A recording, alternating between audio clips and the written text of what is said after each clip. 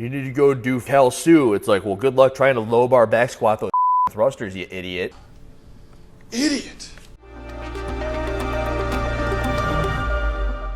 Yo, it's time for a TRT Tuesday. It's been a little while since I've done one of these. Something like 2 weeks, and it's just because there have been so many things that I need to touch upon. I've said it before, I'll say it again, I'm just kind of like a dog. I see something and I go. It's like, there's a car, I'm gonna chase it. There's a car, I'm gonna chase it. It's a Joker quote. Do I look like a guy with a plan? I try to get the TRT Tuesdays up because it's catchy. It's what I wanna do TRT Tuesday. I am working with the clinic, California Hormones. They are supplying me with the stuff. I am a dude who started out at 731 nanograms, or 733, it's one of those two. A little bit dyslexic.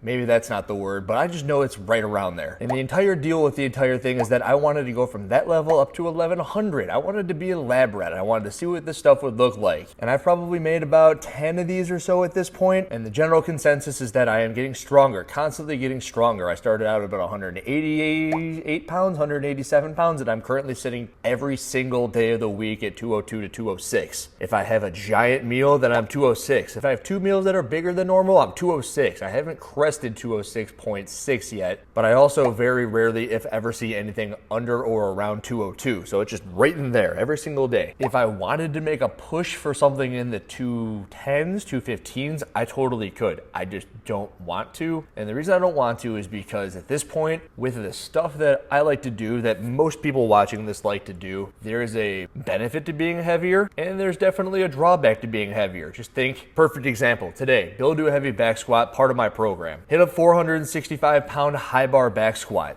The difference there is that is my best ever high bar back squat, 465 pounds. My best ever back squat was a low bar back squat. Something about being at that 188 to 190 weight and the way that my body is set up, I believe that they're called body anthropometrics. The bar sitting lower on my back gave me a mechanical advantage, and with the way that my hips and my femurs and everything is set up, that just felt like butter, low bar back squatting. You also have a mechanical advantage, so it is just easier in general if you know how to do it and have gone through any sort of a training period where you're doing low bar squats. It's always blown my mind that when you see CrossFit totals at the games, like no one pulls out the low bar back squat.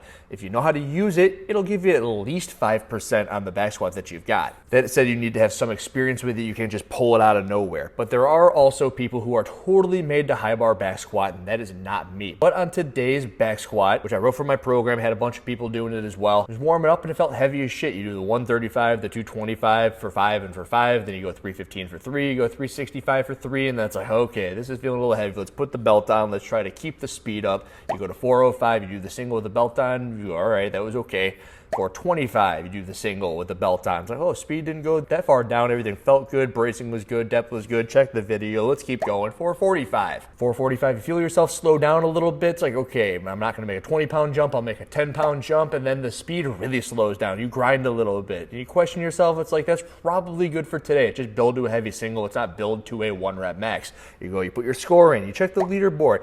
Alex Head. I don't really know who you are, Alex Head, but I appreciate the fact that you're on my program doing this heavy back squat. 463 pounds. I'm like, can't let someone that I don't know on my program just beat me when I could possibly squeeze out that 2 pounds over him. Very competitive. We're all competitive. I'm competitive. Doesn't matter. It doesn't matter. What day of the week, doesn't matter. It doesn't matter. Or what I'm doing, but I see that. It's like, all right, I'm still here. I put the score in. I'm still warm. It's been about 2 minutes, which is about the amount of rest that I wanted to take between the back squats. Anyway, fuck it. Throw the 5s on. Let's give it a go. On planet Earth today, cancer is a metabolic disease, meaning lifestyle choices. And he knows his books. What's his book? His book's great. Cancer. And then it led me to a best ever back squat, 465 pounds. That's high bar.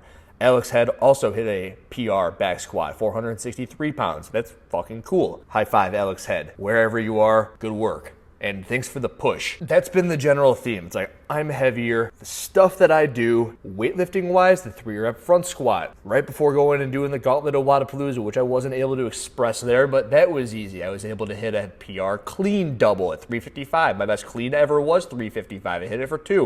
One of those was a power clean. My best power clean ever before I started this was 340. Now, while all of the weightlifting stuff is super cool, the bodyweight stuff has totally suffered. I have a video somewhere on my YouTube channel of me doing 90 190 unbroken chest to bar pull-ups, but that was when I was 180 something, maybe even as light as 185 pounds, at which rate I am basically wearing a weight vest, and I feel that thing every single time I do body weight movements. And I actually kind of feel it in my lungs a little bit when I'm doing stuff, but let's stick with the body weight movements. I've never been the best at handstand push-ups, but the other day I had to maintain sets of 10, and I got through 4 sets of 10 unbroken, which by no means is anything spectacular, but I start to get this pump in my upper back. It's like, you see these things, like these trap things? It's like they're up to my up fucking ears by the time I've done 4 sets of 10 on the handstand push-up. And it's like they're getting in the way, and I don't really know if that's helpful. Definitely not helpful. Doing a workout like Angie, do 100 pull-ups and your biceps are blowing up. Why are they blowing up? It's like, well, they're basically doing weighted vested pull-ups. They're occluding a little bit. They're also really not accustomed to the volume. Like, oh, go do 100 pull-ups. It's like, well, you haven't done any pull-ups. At least nothing like what you were used to doing, where you were doing 200 to 300 chest to bar pull-ups a week. Now you're just going to pull 100 pull-ups out of your butt and do them off the cuff. And then I even had that video where you can see visibly the pump that I'm holding onto after doing that body weight Angie workout. It's like pretty freaking crazy. You can see the striations across the chest, look like a fucking brick shit house. But the times suffered. So while I'm much, much stronger, times are suffering. And it's usually because the body weight stuff doesn't keep up. Even if it does keep up, sometimes there's a tipping point. Did 100 burpees the other day. It took me 4 minutes and 39 seconds to get through that 100 burpees. That was decent, but I think that if you would have asked me to have gone for 6, 7, or 8 minutes, that there would have been a point where I would have had to have slowed down, hold back a little bit. I mean, that's kind of standard, but it's not really standard for what I'm accustomed to. Go do 7 minutes of burpees. I should be able to hang on to the pace I was doing burpees for about 7 or 8 minutes, but the way that I felt at the end of that 100, that was it. No more. Had the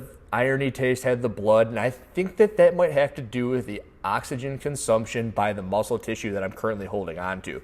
Like, there's more of it. I'll put up some freaking whatever, I don't know what I've got on my phone. But the metabolically active tissue that is muscle, I think is requiring more oxygen from stuff that isn't necessarily growing at the same rate as the muscle is. So the lungs and the heart. The lungs pull in the oxygen, the heart pumps the blood, carrying the oxygen to the muscles. I grew up as a swimmer. In my life, I've been basically working out since I was 8, 7. Most of those years don't fucking count, but I was a swimmer. I was training my heart and my lungs to oxygenate the things that I was doing. That said, I was a fat little shit. I had a terrible diet, and I didn't take anything seriously until I was about 15 or 16 when I started wrestling. Wrestling is also very demanding on the cardiovascular system, to the point where when I actually started doing CrossFit, there was not a day in my life where I ever felt like I needed to catch my breath. It's like, wait a minute, I gotta hang on. If anything, the only thing that would ever slow me down was I couldn't do it because I wasn't strong enough, or my muscles would blow up. Go do a bunch of pull-ups, like, oh, my back or my biceps. Go do a bunch of push-ups, like, oh, my chest is blowing up. I can't do anymore. I'm going to fail. Muscle fatigue, muscle failure. When I was younger in the sport, it would always blow my mind that people like couldn't breathe. It's like, what do you mean? Just run faster. It's like, you run faster. Why aren't you running faster? Like, I can't breathe. Why? And then you think about it, it's like, I've been training my lungs to do this shit for so long. And it isn't until this point in my life where I'll be doing stuff and it's like,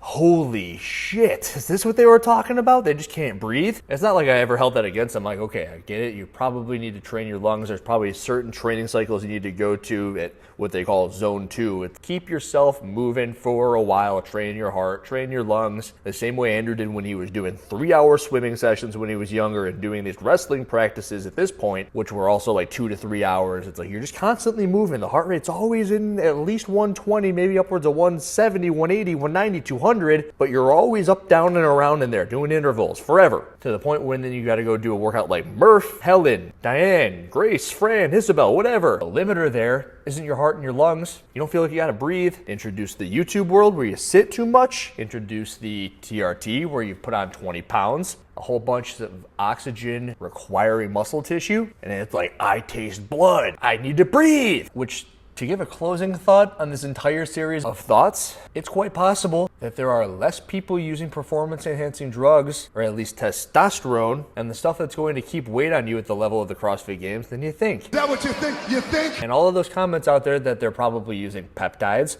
or HGH, not Semarelin, because they'll catch Semarelin. But if you use straight up HGH, they're not going to be able to test and catch for it. Test and catch for it, test for it, and then catch it. Made videos on that. I don't got to go into that too much. But remember, also, if they are using a testosterone, they could just stop using it. And then they're probably at a better point. Let's just say I stopped using it. I'm not going to remain at the same body weight. Right now, I'm 202 to 206. I'll probably go right back down to 188. However, I will also have adapted because I have now had 465 pounds on my back in that front squat position, which is something that I wouldn't have been able to have done, or at least I wasn't able to do, and was really fucking trying hard to do it for a long time, which is why it blows my mind that I could just do it off of a whim. Oh, I'm gonna go do it because I saw something on a leaderboard. Oh, this is gonna be cool. Where when you rewind fucking 4 years, 3 years, 2 years, 1 year, Andrew's trying his ass off to get that high bar back squat up because it's the way you should be squatting if you ever want to do anything in the world of CrossFit. And like, no low bar back squat is ever gonna help you do anything better. You need to go do fucking Cal Su. It's like, well, good luck trying to low bar back squat those fucking thrusters, you idiot.